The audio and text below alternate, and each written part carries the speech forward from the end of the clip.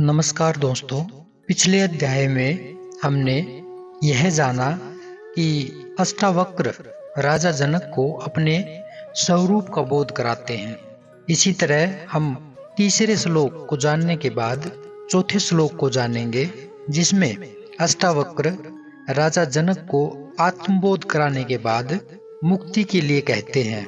जो राजा जनक का दूसरा प्रश्न था कि मुक्ति कैसे होती है, राजा जनक को समझाते हुए तो क्या कहते हैं अष्टावक्र, यदि तू देह को अपने से अलग कर, जरा ध्यान से सुनिए ये बात, यदि तू देह को अपने से अलग कर और चैतन्य में विश्राम कर स्थित है तो अभी ही सुखी, शांत और बंध मुक्त हो जाएगा।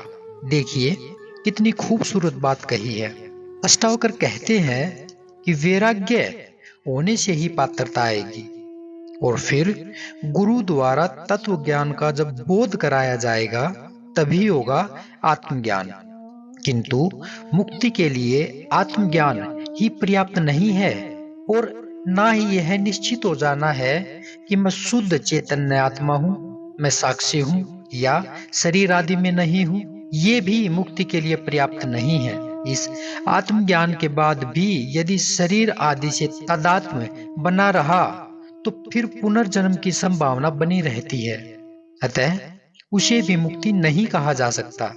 यह ज्ञान सविकल्प समाधि में भी होता है, जिसमें बीज रूप में सभी संस्कार विद्यमान रहते हैं। उचित वातावरण मिलने पर वह बीज पुनः वृक्ष बन सकता है। उस बीज को भी नष्ट कर देना निर्विकल्प समाधि है, वही मुक्तावस्था है।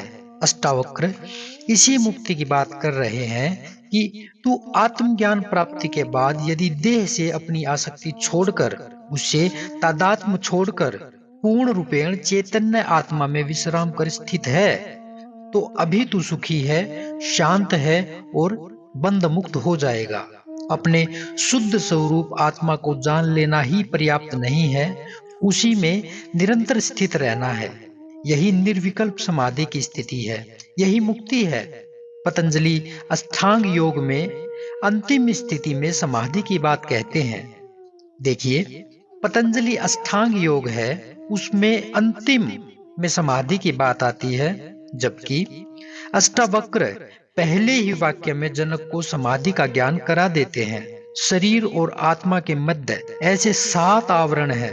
योग शरीर से आरंभ करके एक एक आवरण को विधि पूर्वक खोलकर आत्मा तक पहुंचता है। अष्टावक्र सीधे आत्मा का बोध कराते हैं, वह बाकी सभी आवरणों को एक ही साथ नष्ट करने की बात कहते हैं। वे कहते हैं ये सभी आवरण वास्तविक नहीं है, भ्रांति मात्र है।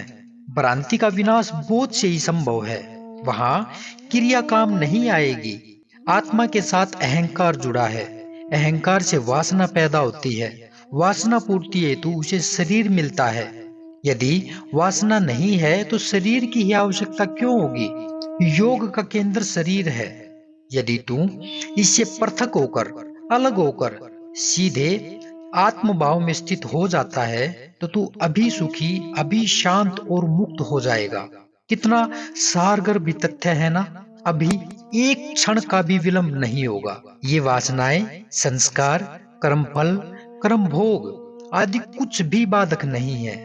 केवल ऐसी स्थिति में ही स्थिर हो जाना पर्याप्त है, जैसे रस्सी में सांप की भ्रांति हो जाने पर उसे प्रत्यक्ष देखने से ही वह भ्रांति मिट जाती है, संशय मिट जाता है।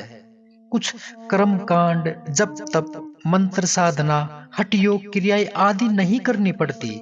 उसी प्रकार अष्टावक्र आत्मबोध को ही पर्याप्त मानते हैं, जिससे समस्त भ्रांतियां मिट जाती हैं, समस्त भ्रम खंडित हो जाते हैं, कुछ भी नहीं रहता मात्र आत्मबोध होने पर। एवं मनुष्य मुक्ति को प्राप्त हो जाता है। यह मुक्ति कोई स्थान विशेष नहीं है, न इसको प्राप्त करने के लिए कोई वैतरणी को पार करना पड़ता है। वैतरणी समझते हो ना, एक नदी का नाम है। न ही उसको पार करना पड़ता है, बल्कि अपनी वास्तविक स्थिति को जान लेना है, जो प्रत्यक्ष दर्शन से ही संभव है। इसी से समस्त ग्रंथियां खुल जाती हैं। ये सभी ग्रंथियां अज्ञान की ही तो हैं। शिव गीता में भी कहा गया है, मोक्ष का किसी लोकांतर में, किसी गृह या ग्राम में निवास नहीं है, किंतु अज्ञान रूपी हृदय ग्रंथि का नाश ही मोक्ष कहा जाता है। क्या कहा?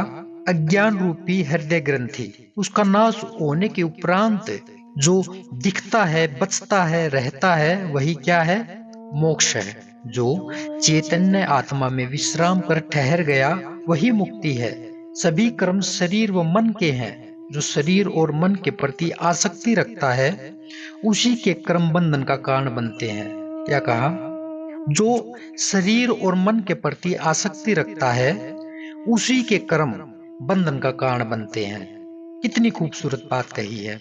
आत्मा का कोई बंधन नहीं है, वह करता है ही नहीं, दृष्टा है, मात्र दृष्टा।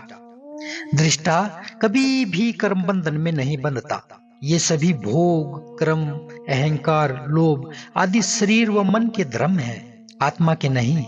जो अपने को आत्मा मानकर शरीर से अपना संबंध छोड़ देता है, वह मुक्ति ही है। यही अष्टावक्र का परम उपदेश है। तो आज के श्लोक में आपने जाना कि किस तरह से अष्टावक्र ने राजा जनक को आत्मबोध कराने के बाद मुक्ति के लिए कहा, और उनका जो दूसरा प्रश्न था, जनक को ये बताया कि किस तरह से मुक्ति होती है, किसे मुक्ति कहा जाए। आज पहले प्रकरण का चौथा श्लोक समाप्त हुआ है। कल हम जो पांचवा श्लोक है उसमें प्रवेश करेंगे। तब तक के लिए नमस्कार।